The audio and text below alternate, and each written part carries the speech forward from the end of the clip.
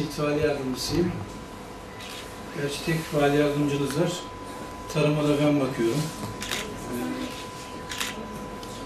Valiliğimiz, Tarım İl Müdürlüğümüzle birlikte anladığım kadarıyla İşkur. Evet, İşkur, KOSGEB. Tarımda genç kadını girişimciliğin güçlendirilmesi programı kapsamında herhalde sizler de buradasınız. Herkesin şu anda kendi kafasında bir fikir ve bir projesi var. Onlar işte belirlediğimiz bu süre içinde bu projeyi hazırlayacaklar. Bizim üniversiteden ve değişik isimlerden bir jüri üyemiz var. Biz onlardan dereceye giren arkadaşları belirleyeceğiz. Daha sonra bölge sunumuna gidecek. Oradan da Emine Hanım'ın himayesinde yürütülüyor bu proje. Türkiye birincisi, ikincisi ve üçüncüsü seçilecek.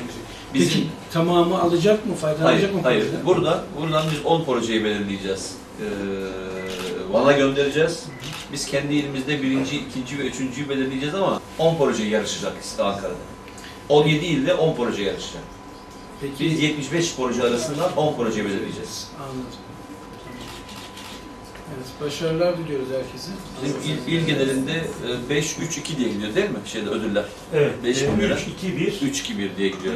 Bakanlık düzeyinde 10.000 lira ile 40.000 lira arası ödül de var. Biz kendilerine hem kendi kaynaklarımızdan hem de değişik kaynaklardan farklı ödüller temin etmeye çalışacağız. İşin neresinde?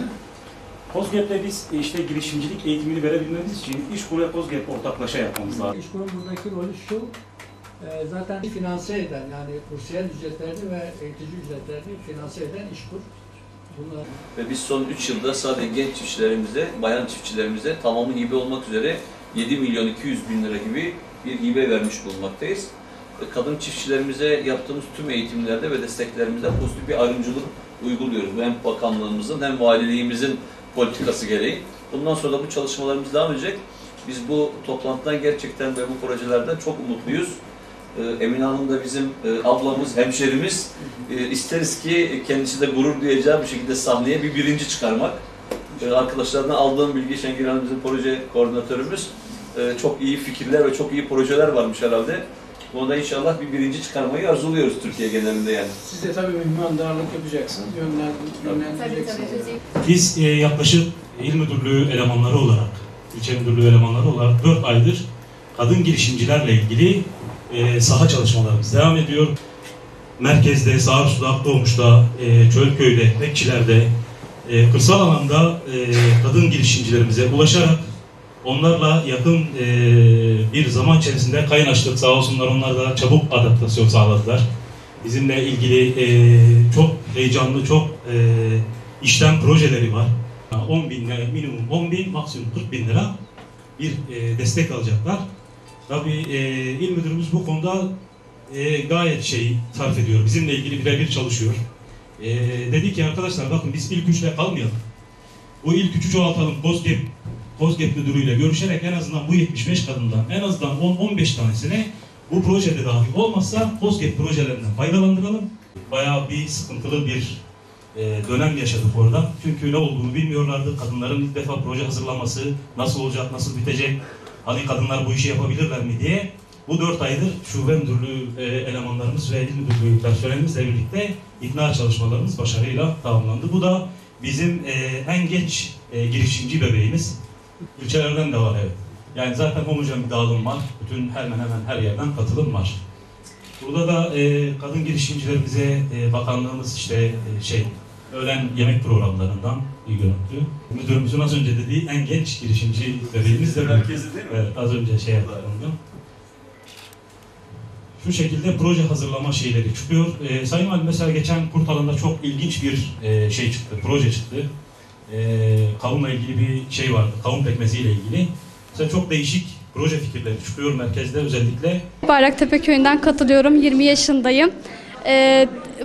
Bu projeyi Tarım İl Müdürlüğü'nden köy muhtarımız tarafından önerildi.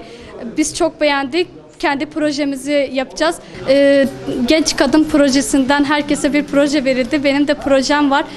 Kendi narımı, sirt narını üretmek istiyorum. 3 yılda narımı üretip reçelimi yapmak istiyorum. Kendi ilimde kendi narımı, reçelini yapacağım. Bahçemizde 5-6 tane öyle üretilen var. Ama böyle büyük bir bahçe kurup üretmek istiyorum kendim. 10 kadın arasında bir proje yarışması var. Van'da olacak. Ben kendime inanıyorum. Hedefim büyük. İnşallah olacak. Siirt merkezden katılıyorum bu programa. Üniversiteyi bitirdim, atanamadım. O yüzden burada artık genç kadınlar güçleniyor programı var.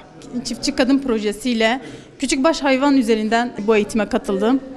Belli desteklerle işimi büyütmek, kazanan bir anne olarak bu işe katıldım.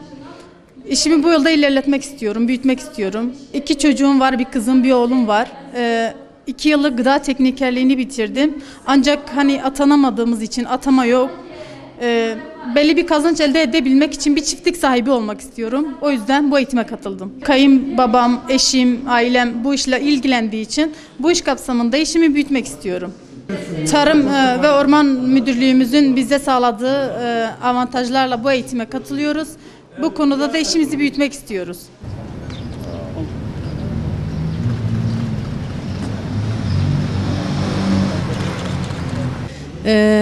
Projesini ben bıtım sabunu projesi üstüne katılmak istiyorum.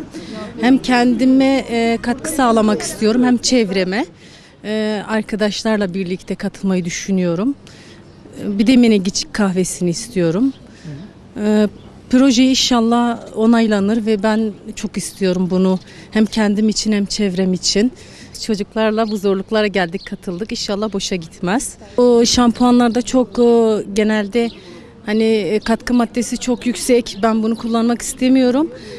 Bıtım sabunu hem faydalı olduğu için hem bizim Siirt'e has bir şey olduğu için marka bir şeklinde yapmak isteyip böyle yabancı ülkelere ya da yayılmasını istiyorum. Özellikle bu zamanda böyle bir dönemde aile katkısı çok önemli.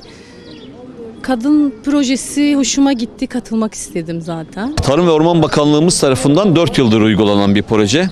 4 yıldır uygulanmasına karşılık ilimizde bu yıl ilk defa uygulanıyor. Türkiye'de bu yıl 17 ilde uygulanacak bu proje. Projemiz adı Tarımda Kadın Girişimcilerinin Güçlendirilmesi Projesi. Burada neyi amaçlıyoruz? Burada kadın girişimcilerimizin, kadın çiftçilerimizin, kadın üreticilerimizin toplumda yer almasını, daha fazla istihdamda yer almasını ve kendilerinde olan ama toplumda paylaşamadıkları projelerini toplumda paylaşmalarını arzuluyoruz ve hedefliyoruz. Çok güzel projelerimiz var. Biz Siirt olarak bu kadar destek ve bu kadar istek olacağını gerçekten bilmiyorduk. Biz de heyecanlandık.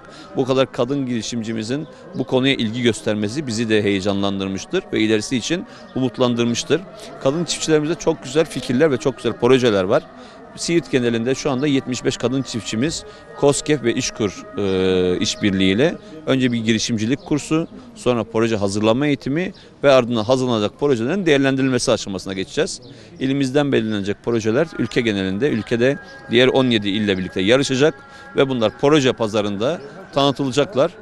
Çeşitli ödüllerimiz var. Burada bakanlığımızın verdiği ödüller var. Ayrıca bizim Siirt Valiliğimizin ve Siirt İl Müdürlüğümüzün de belirleyeceği ödüllerle kadın üreticilerimiz, kadın girişimcilerimiz desteklenecektir. Sadece bunu şeyle de sınırlamıyoruz. Ya bu eğitimle de sınırlamıyoruz. Bu kadın çiftçilerimizin yaptığı projeler ileride çeşitli kaynaklarla mutlaka hayata geçirilmek için çeşitli yollar denenecektir ve desteklenecektir.